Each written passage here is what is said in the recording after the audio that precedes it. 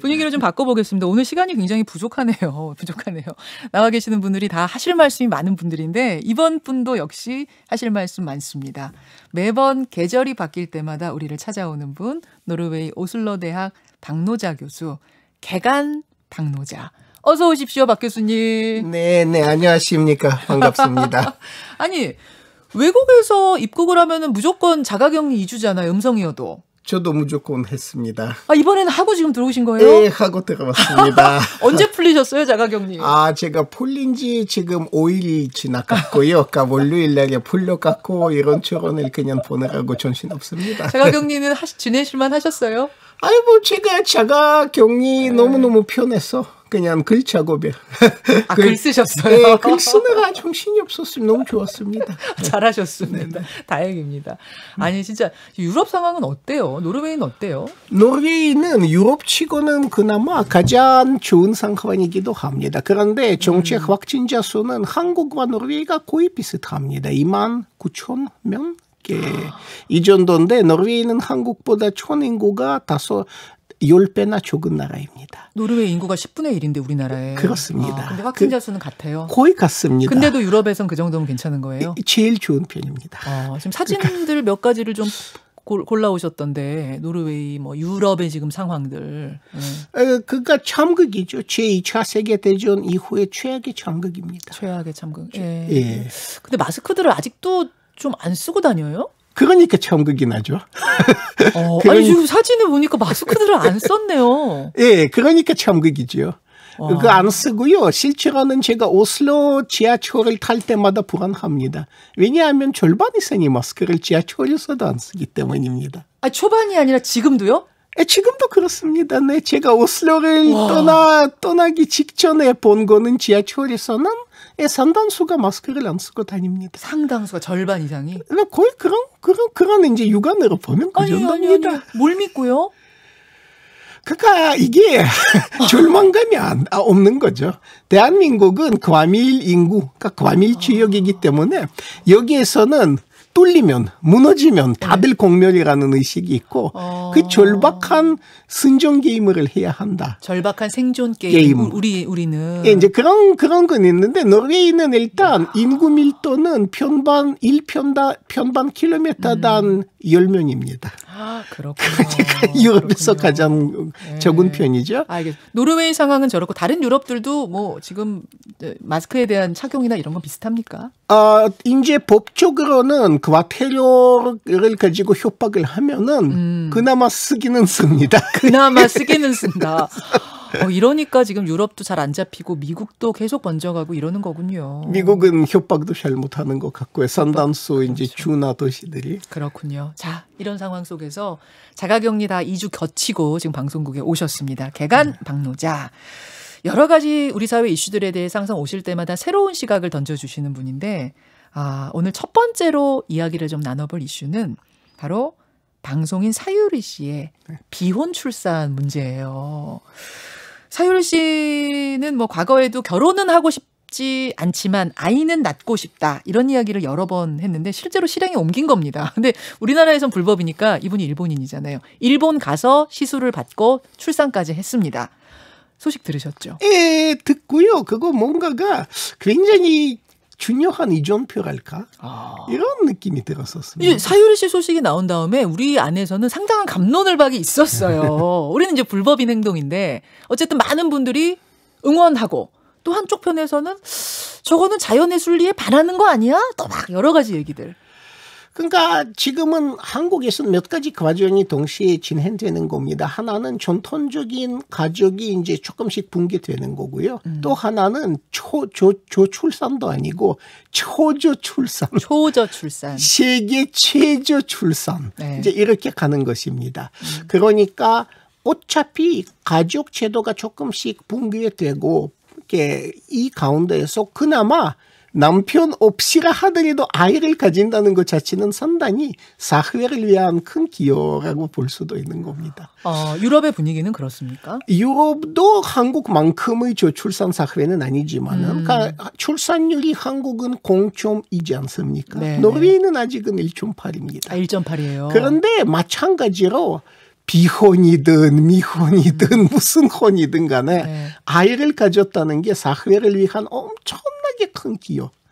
엄청나게 큰 기여라는 기여. 인식이 유럽에도 네, 있어요. 아주 큽니다. 그러니까 더군다나 아버지의 도움 없이 혼자서 키우겠다라고 나서면은 칭찬받는 거죠. 근데 이제 걱정하시는 분들은 어떤 걱정을 하냐면 우선 이 엄마가 아이를 혼자 키울 진짜 충분히 여력이 되는 거야? 그냥 즉흥적으로 어떤 욱하는 마음에 그냥 아이 낳는 거 아니야? 그럼 아이 인생 어떻게? 요 걱정하시는 분들 하나 하고 또 하나는 아이가 커서 사람은 누구에게나 뿌리를 찾고 싶어하는 본능 같은 게 있는데 아빠를 찾는데 아니 아빠가 없지 않느냐 이런 걱정하시는 분도 계시고 또 하나는 코로나19가 어떤 우리가 인간이 자연의 섭리에 반하면서 벌어진 재앙이듯이 이 비혼 출산 시술이란 것도 인간의 기술로 자연 질서 역행하는 거 아니야? 이런 걱정들 하세요.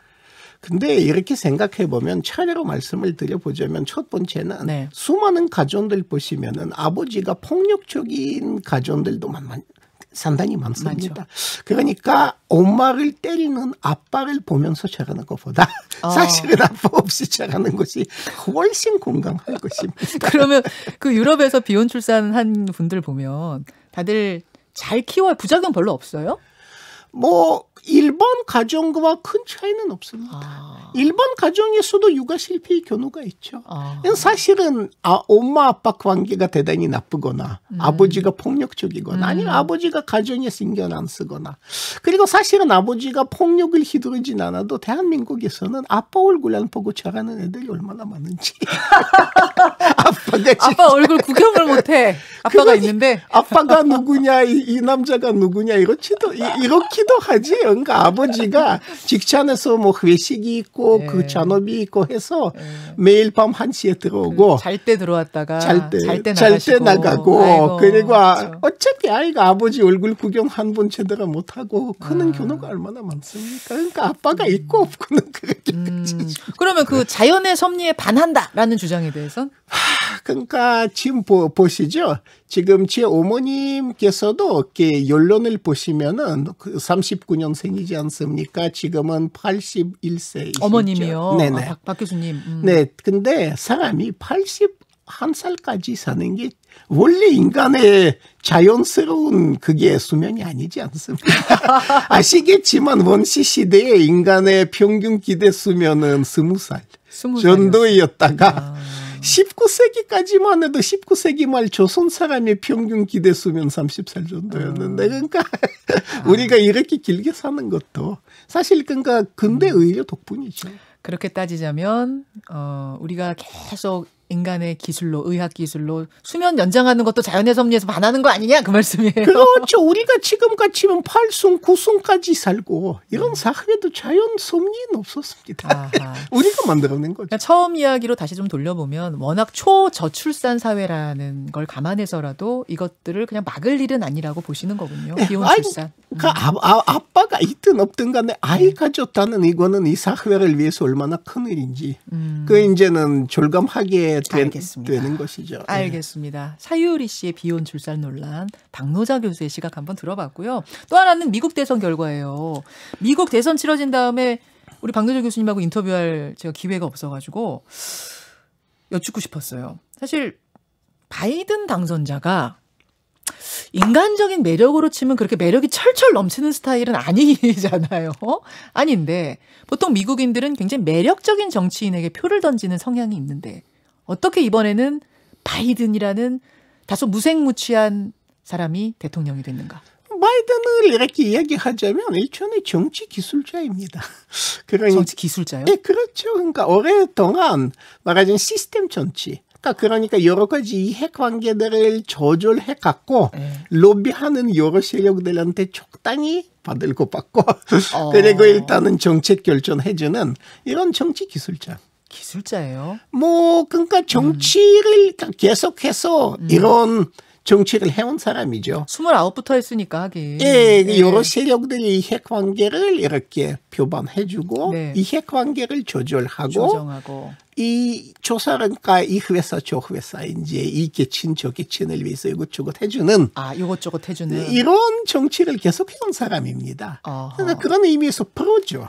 정치의 프로죠. 정치 프로, 정치 기술자. 예, 조금 나쁘게 얘기하면 정치꾼 뭐 이렇게도. 꾼이라고 볼 수도 있는데 그러니까 이 사람이 지금은 어떤 흐름을 탔느냐 하면은 네. 바이든이 나쁘든 좋든 간에 사실 바이든의 아들 관련을 보면은 부전부패도 만만치는 않고 뭐 미국 정치의 고질병이에요. 그렇죠. 근데 그건 그렇지만은 트럼프가 아니다는 매력은 하나밖에 없는. 아, 트럼프가 아니라는 심리가 워낙 크게 작용하니까 네.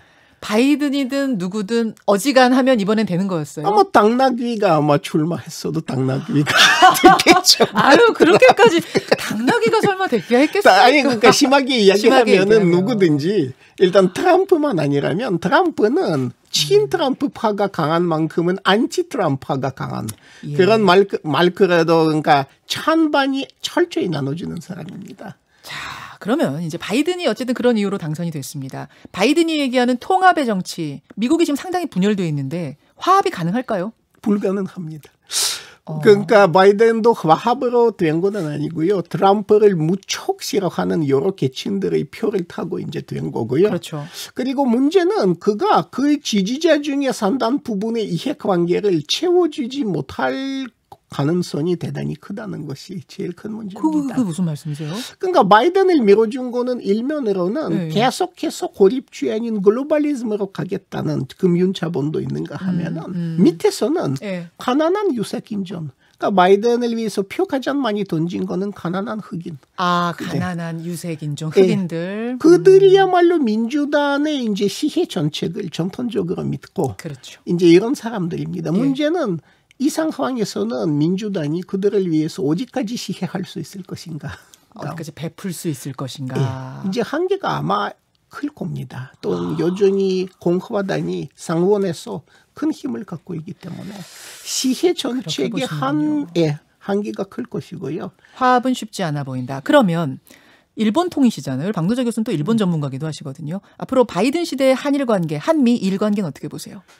그러니까 아마도요. 그 오바마 시절처럼 한국과 일본을 미국의 우산 아래에서 조금 더 강력하게 묶어두려는 이제 그런 움직임들이 있을 것이고요. 네. 또 그만큼은 일본의 신민족주의 기세를 조금 누그러뜨려서 일본과 한국이 미국의 우산 밑에 조금 더 친하게 이렇게 나란히 갈 수 있는 이런 쪽의 압력이 들어오긴 들어올 것 같은데. 그러면 일본 쪽에 좀 압력을 가할 것 같습니까? 아마도요. 적어도 혐한으로 나아가지 못하도록 아하. 그런 부분이 있을 것 같고 예. 한일 갈등의 국면이 약간 무마되지는 않을까.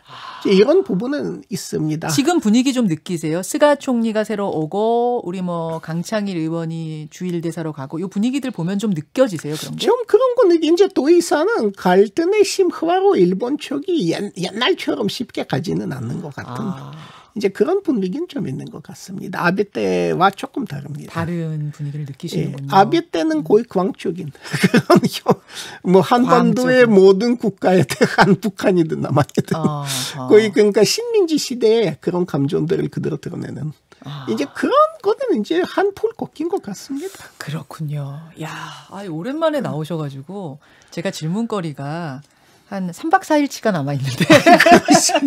아니, 가시기 전에 한 번 더 모셔야 되는 거 아니에요? 언제 가세요? 아유, 근데 이제 모레 가세요? 그럼 그럼 오늘 여기까지 말씀 나누고 다음번 계절에 개간 박노자로 다시 한번 모시겠습니다. 박노자 교수님 건강 조심하시고요. 네, 이제는 제일 중요한 말씀은 건강 조심이죠. 마스크 꼭 착용하고 다니세요? 저 노르웨이 가셔도? 저는 노르웨이 사람들과 달리. 저희가 마스크 몇 개 선물로 좀 챙겨드릴게요. 갈 때 가지고 가세요. 감사합니다. 오늘 고맙습니다. 네, 감사드립니다. 오슬로 대학 박노자 교수였습니다. 김현정의 뉴스쇼는 청취자 여러분의 참여로 이루어집니다. 트위터, 페이스북, 레인보우 게시판, 그리고 단문 50원, 장문 100원의 유료 문자 샵 1212, 우물정 1212 통해 참여하실 수 있습니다. 김현정의 뉴스쇼, 여러분과 함께 만듭니다.